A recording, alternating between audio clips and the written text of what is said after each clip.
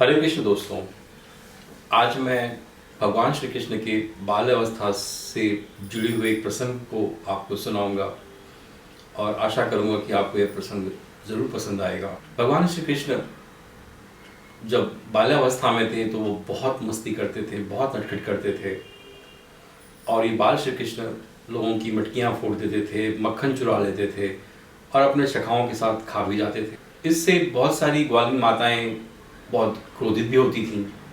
इसी प्रकार एक ग्वालिन माता ने सोचा कि मैं इन नटखट बाल श्री कृष्ण को कैसे पकड़ूं।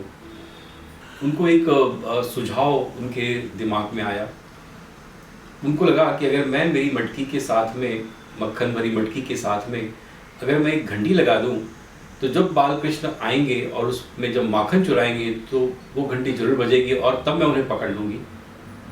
बस फिर क्या था, उस ग्वालिन माता ने अपने मक्खन भरी मटकी को लटकाया और उसके साथ में एक घंटी भी लगा दी। बाल कृष्ण अपने सखाओं के साथ में उनके घर में प्रवेश किया उन्होंने मक्खन चुराने के लिए। और जब वो मक्खन चुराने वाले थे तो उस वक्त उनके बाल सखा सुदामा ने उन्हें आगाह किया कि ऊपर देख रहे हो आप, ऊपर एक घंटी लगी हुई है। तब श्री कृष्ण ने कहा कि आप सब निश्चिंत होकर मक्खन खाइए और उन्होंने घंटी की तरफ देखकर फुसफुसाया कि हे घंटी, आप मत बजना जब मेरे बाल सखा मक्खन खा रहे हों तो। घंटी ने कहा जो आज्ञा प्रभु। और फिर क्या था कि बाल सखाओं ने ढेर सारा मक्खन खाया। भगवान श्री कृष्ण ने सबको मक्खन दिया और सब ने आनंद के साथ मक्खन खाया। बाल कृष्ण ने बंदरों को भी मक्खन खिलाया और बंदर भी बड़ी खुशी खुशी ढेर सारा मक्खन खा गए। बस जब बाल्य दोस्तों ने, जब श्री कृष्ण के जब सखाओं ने जब मक्खन खा लिया, बंदरों ने मक्खन खा लिया, तब बाल कृष्ण सोचा कि अब मैं भी थोड़ा सा मक्खन खा लूं। जैसे उन्होंने हाथ डाला मटकी में और मक्खन खाया और जो ही खाने लगे तो वही घंटी बज गई। और जैसे ही घंटी बजी, ग्वालिन माता ने सुन लिया और वो भागी भागी अपने घर की तरफ आई। ग्वालिन माता के आने की आहट से बाल सखाओं में भगदड़ मच गई।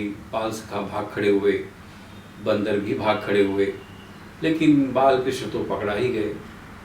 माता ने बाल कृष्ण के कान पकड़ लिए और जैसे उन्हें सजा देने के लिए अपना हाथ उठाया, बाल कृष्ण ने माता से एक विनती की कि हे माते, आपको मुझे जो भी सजा देनी हो मैं उसके लिए तैयार हूँ, पर तनिक रुको।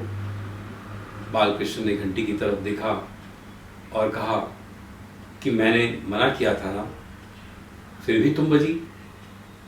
घंटी ने भगवान की तरफ देखा और याचना भरे शब्दों से कहा कि हे बाल कृष्ण, जब आप अपने सखाओं को मक्खन खिला रहे थे तो मैं नहीं बजी।